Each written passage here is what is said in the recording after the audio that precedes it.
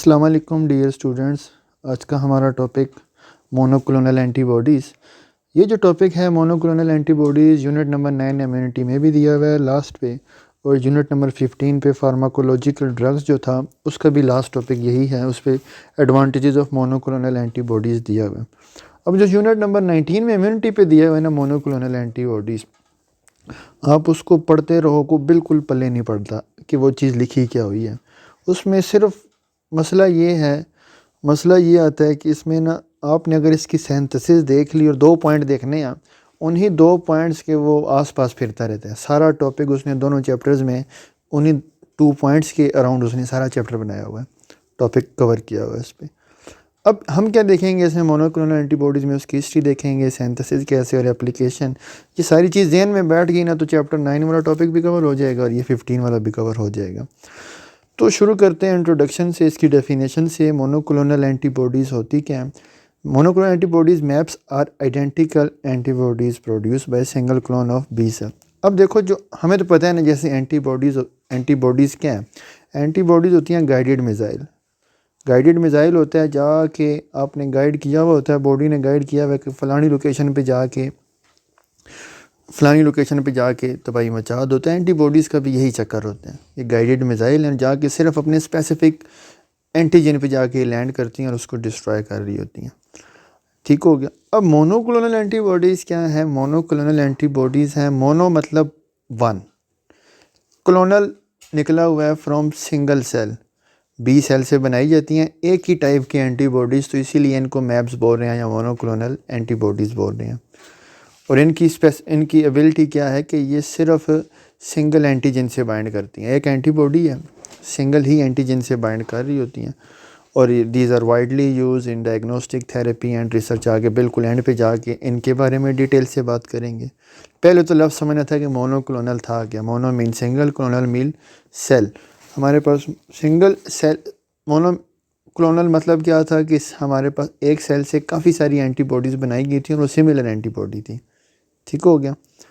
अब history of monoclonal antibody MCQs में भी आ सकता है। 1975 में खोलर और मिल्स्टीन ने इस टेक्निक को डेवलप किया था, हाइब्रिडोमा टेक्निक। हमारी बात भी इस पूरे लेक्चर में से हाइब्रिडोमा टेक्निक पे ही होगी, जिसकी वजह से हमें यह टॉपिक समझ लगेगा। 75 में इन दोनों ने इस टेक्निक को डेवलप किया तो 84 में इनको नोबेल प्राइज़ भी मिला था इसी वजह से। और उसके बाद तो मोनोक्लोनल एंटीबॉडीज़ ने कोई तबाही फेर दिया मेडिसिन की फील्ड में। इतनी ज़्यादा इस पे रिसर्च और ट्रीटमेंट में इसका यूज़ आ गया कि आने वाले वक्तों में भी इवन के कैंसर तक का आजकल भी इलाज इसी से चल रहा है। अब सबसे पहले देखते हैं ना कि ये हाइब्रिडोमा टेक्नोलॉजी है क्या। हाइब्रिडोमा टेक्नोलॉजी में हाइब्रिड बनाए जाते हैं, फ्यूज़ किए जाते हैं किन किन को? बी लिम्फोसाइट, बी सेल्स को और माइलोमा सेल्स को। माइलोमा सेल्स होते हैं असल में एक कैंसरस सेल होते हैं, और कैंसरस सेल के पास एबिलिटी है कि ये क्या करते रहते हैं? अनकंट्रोल सेल डिवीज़न करते रहते हैं। अब माइलोमा सेल्स क्या है? हमारे पास कैंसरस सेल हैं। आप इन कैंसरस सेल के साथ बी लिम्फोसाइट को मिला देते हो, बी लिम्फोसाइट्स मिल जाते हैं, एक हाइब्रिड सेल बन जाते हैं। लेकिन ये जो कैंसरस सेल है ना, माइलोमा सेल, आपने इनकी जीन टर्न ऑफ की हुई है। कौन सी जीन टर्न ऑफ की हुई है? कि ये सेल एंटीबॉडीज़ ना बनाए, बाकी ये मल्टीप्लाई करते हैं, अनकंट्रोल सेल डिवीज़न करते हैं, वो वाले बेशक काम इनका ऑन रहे। तो अब बी लिम्फोसाइट के साथ मिला देती हो। अब देखते हैं कि ये सारे स्टेप्स चलते कैसे हैं मोनोक्लोनल एंटीबॉडीज़ की प्रोडक्शन के। सबसे पहला होता है immunization of mouse with an antigen. जिस एंटीजन के अगेंस्ट आप बनाना चाहते हो ना एंटीबॉडीज़, आप उस एंटीजन को माउस में इंजेक्ट कर दोगे। अब जब माउस में इंजेक्ट कर दी जाती है तो माउस क्या करेगा? माउस का इम्यून सिस्टम उसके अगेंस्ट इम्यून रिस्पॉन्स देगा। माउस के फिर बी सेल्स होंगे, वो क्या शुरू कर देंगे? उसके अगेंस्ट एंटीबॉडीज़ बनाना शुरू कर देंगे। जब एंटीजन डाला और एंटीजन के अगेंस्ट एंटीबॉडीज़ बनाए बी सेल ने, फिर अब क्या करते हो? स्प्लीन ले लेते हो। स्प्लीन ही क्यों लेते हो उसी माउस की? क्योंकि देखो, स्प्लीन जो है ना लिम्फाइड ऑर्गन है, और ये जो बी लिम्फोसाइट्स हैं सबसे ज़्यादा हमें मिलते भी वहीं पे हैं, इसीलिए स्प्लीन ली जाती है। आप स्प्लीन ले लेते हो, क्यों? क्योंकि आपको पता है कि यार उस एंटीजन के अगेंस्ट इस स्प्लीन के अंदर आ रही हैं बी लिम्फोसाइट्स, वही लिम्फोसाइट जो कि एंटीबॉडीज़ बना रहे हैं। नेक्स्ट आप करते हो फ्यूजन कर देते हो विद माइलोमा सेल्स। माइलोमस, अब ये देखो आपके बी सेल था और ये आगे माइलोमा सेल वही कैंसरस सेल, आप इनको फ्यूज़ कर देती हो by using PEG polyethylene glycol से। PEG एक केमिकल है, इसे यूज़ करती हो ताकि इन दोनों की फ्यूजन हो जाए, हाइब्रिड बन जाए। जब इन दोनों का हाइब्रिड बन जाता है, फोर्थ स्टेप होता है selection in head medium. Head medium में डाल देती हो। हेड मीडियम सिर्फ उन वही सेल सर्वाइव कर सकते हैं हेड मीडियम में जो कि हमारे पास हाइब्रिड बने हुए हैं। बाकी जो सिंगल बी सेल नहीं बन सके थे या माइलोमा सेल जो नहीं बन सके थे हेड मीडियम में, वो सारे मर जाएंगे। ठीक हो गया। सिर्फ सर्वाइव कौन से करेंगे? सर्वाइव वही करेंगे जो कि हाइब्रिड बने हुए हैं।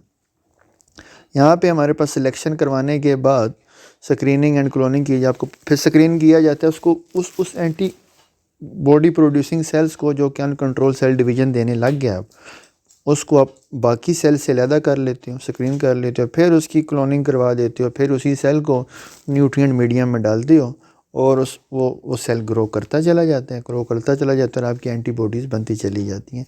ये थी हमारे पास सिंपल टेक्निक मोनोक्लोनल एंटीबॉडीज़ की। मैं फिर रिपीट कर देता हूँ। सबसे पहले आप एंटीजन डालते हो माउस में, माउस का इम्यून सिस्टम उस एंटीजन के अगेंस्ट एंटीबॉडीज़ बनाना शुरू करता है, बी सेल्स बनाता है जिनसे एंटीबॉडीज़ बनती हैं। फिर वो बी आप स्प्लीन ले लेते हो क्योंकि स्प्लीन के अंदर बी सेल्स काफ़ी ज़्यादा हैं, क्योंकि स्प्लीन भी एक लिम्फाइड ऑर्गन है। उस स्प्लीन को लेके वहाँ से बी सेल निकाल के माइलोमा सेल कैंसरस सेल से मिला देते हो। फिर ये दोनों फ्यूज़ करके एक हाइब्रिड बनते हैं। उस हाइब्रिड की आप हेड मीडियम पे सिलेक्शन कराते हो। जब आपने मिक्स किए तो हो सकता है कुछ ना भी मिक्स हुए हों, बी सेल कैंसर सेल से ना मिक्स हुए हैं, तो वो हेड मीडियम में वो ख़त्म हो जाएंगे, सिर्फ हाइब्रिड बचेंगे आपके पास। उस हाइब्रिड की स्क्रीनिंग करके फिर उसको आप क्या कर देते हो, उसको न्यूट्रिएंट मीडियम में ग्रो करवाना शुरू कर देते हो और आपको एंटीबॉडीज़ मिलने लग जाती हैं, सेल्स भी मिलने लग जाती हैं। ये इसकी टेक्निक थी। ठीक हो गया। अब कैंसरस रिसर्च, बायोलॉजिकल साइंस में मैप्स कैसे यूज़ की जाती हैं कैंसरस रिसर्च में? जैसा कि हमें पता है ना, देखो एक नॉर्मल सेल है और एक कैंसरस सेल है। ये जो सेल सरफेस मार्कर्स होते हैं ग्लाइकोप्रोटीन्स होती हैं। अब ग्लाइकोप्रोटीन्स हैं और कैंसरस सेल होता क्या है, DNA से RNA बनना, RNA से प्रोटीन, असल में म्यूटेशन हुई हुई होती है ना DNA में, जिसकी वजह से ये डिफेक्टिव जीन बन रही है, डिफेक्टिव प्रोटीन बन रही है। अब ये जो डिफेक्टिव प्रोटीन है ये कैंसरस सेल में ये ग्लाइकोप्रोटीन चेंज है, नॉर्मल सेल में ग्लाइकोप्रोटीन नॉर्मल है। अब हमें पता चल गया कि यार ये कैंसरस सेल है। हम क्या करेंगे, इसी कैंसरस सेल की इसी प्रोटीन को एज एन एंटीजन, जैसे पिछले उसमें हमने बात की, एज एन एंटीजन माउस में इंजेक्ट कर देंगे। माउस उसके अगेंस्ट एंटीबॉडीज़ बनाएगा और उन एंटीबॉडीज़ को वो हम निकाल के मल्टीप्लाई करा के ले आएंगे। अब ये कैंसरस सेल था, इसकी प्रोटीन डिफेक्टिव थी। मोनोक्लोनल एंटीबॉडीज़ का यहाँ पे क्या रोल है? यही 2 पॉइंट है ना, एक कैंसरस रिसर्च वाला है और एक एलाइजा वाला है। ये 2 पॉइंट अगर समझ लग गए ना तो ये सारा टॉपिक समझ लग जाएगा। देख, हाँ, हम बात कर रहे थे कि कैंसरस सेल की जो प्रोटीन है वो डिफेक्टिव हो चुकी है। अब उस डिफेक्टिव प्रोटीन के अगेंस्ट, एंटीजन के अगेंस्ट आपने एंटीबॉडीज़ बनवा ली और काफ़ी तादाद में बनवा ली। आप उन एंटीबॉडीज़ को ले आओगे। ठीक हो गया। और एंटीबॉडीज़ को जो आप ले के आए, उन एंटीबॉडीज़ को आपने रेडियो एक्टिव लेबल कर लिया। मतलब ये एंटीबॉडी थी, आपने उसके साथ कोई रेडियो एक्टिव आइसोटोप लगा दिया, सल्फ़र 35 ही लगा दिया, क्योंकि प्रोटीन है ना, एंटीबॉडी भी प्रोटीन को लेबल कर सकते हो। सल्फ़र 35 लगा दिया आपने। अब एंटीबॉडीज़ पर्सन के अंदर इंजेक्ट कर दी जाएंगी। अब रेडियो एक्टिव लेबल है, इंजेक्ट कर दी गई एंटीबॉडीज़। ये यहाँ पे एंटीबॉडी और एंटीजन बाइंडिंग हो जाएगी। यहाँ पे हुई, अगर यहाँ पे भी कैंसरस सेल होते, इन सेल्स की भी अगर प्रोटीन डिफेक्टिव होती तो एंटीबॉडीज़ ने आके यहाँ पे भी बाइंड कर जाना था। ठीक हो गया। एंटीबॉडीज़ यहाँ पे भी आके बाइंड करें, क्योंकि रेडियो एक्टिव लेबल है। आप उस पर जब एक्सरेज दोगे तो ग्लो प्रोड्यूस हो जाएगा। वो जो ग्लो प्रोड्यूस होगा तो आपको पता चल जाएगा कि यार वाकई कैंसरस सेल हैं यहाँ पड़े हुए हैं। लेकिन हमें यहाँ से क्या पता चला?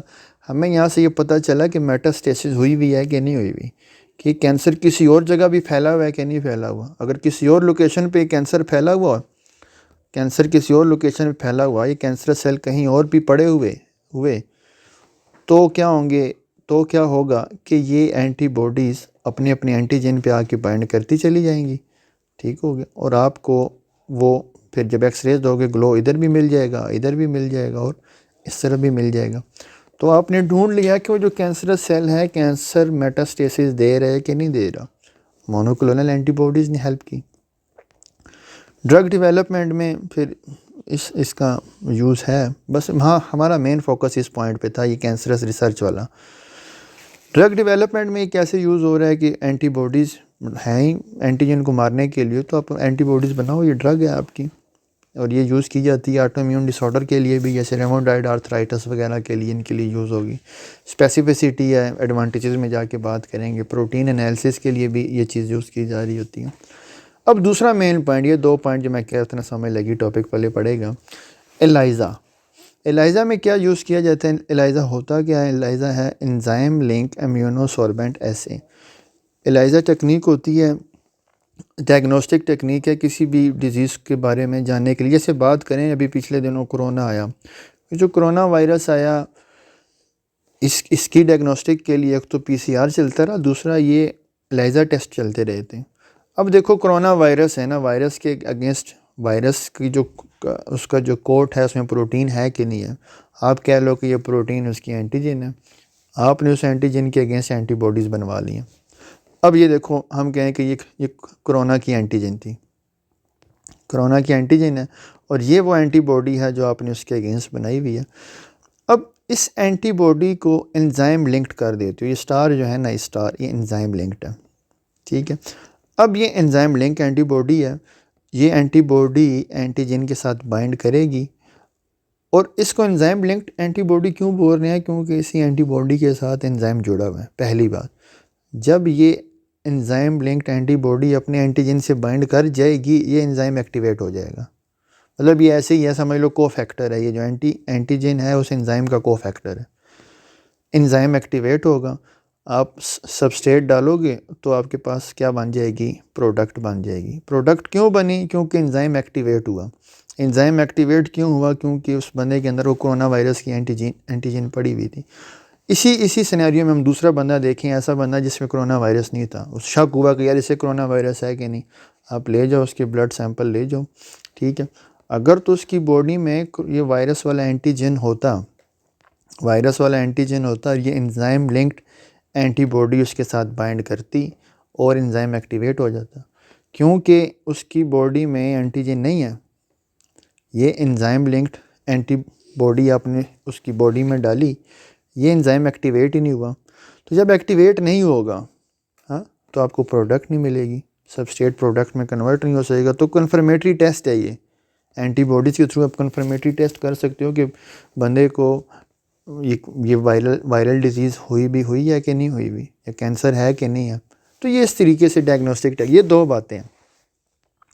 एडवांटेजेस क्या है? एडवांटेजेस यही वाली इस पूरे मोनोक्लोनल एंटीबॉडीज़ की पेज नंबर 275 पे, या फार्माकोलॉजिकल ड्रग जो चैप्टर था उस पे, उसने इसी पेज को एक्सप्लेन किया हुआ है।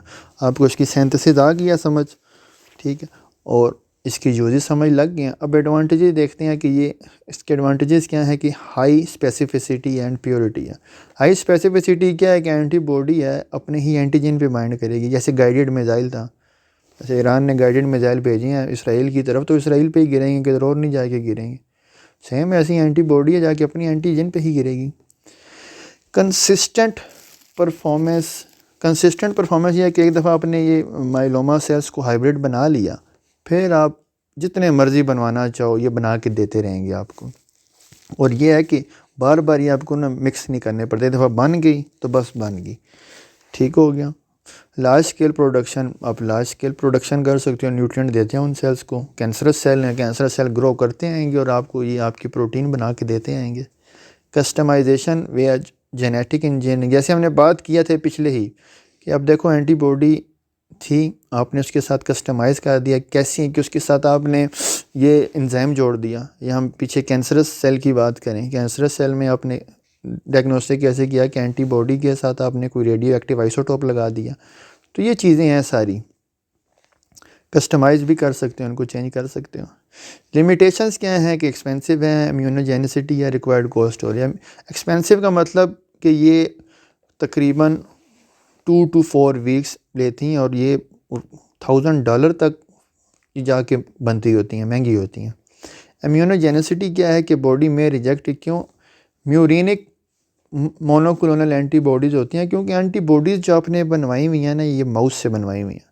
अब माउस की बनी हुई प्रोटीन आप किसी इंसान में डालते हो ना, हो सकता है इंसान गए यार ये जो आने वाली प्रोटीन है ये एंटीजन है, और इंसान का इम्यून सिस्टम उसे रिजेक्ट कर दे, ये भी मसला आ जाता है इसमें, एलर्जिक रिएक्शन स्टार्ट हो जाते हैं। है तो वो प्रोटीन ही ना, बेशक एंटीबॉडीज़ लगा रहे हो, आ तो किसी और ऑर्गेनिज्म से रही है ना, माउस से आ रही है, तो ये चक्कर आ जाते हैं। कोल्ड स्टोरेज फिर इसे चाहिए होती है। हाँ, आप इसको ना लो टेम्परेचर पे इनको रखना पड़ता है, लो टेम्परेचर पे नहीं रखोगे एंटीबॉडीज़ ख़राब हो जाएंगी आपकी। ये था हमारा मोनोक्लोनल एंटीबॉडी वाला topic. Thank you for watching. अल्लाह हाफिज़।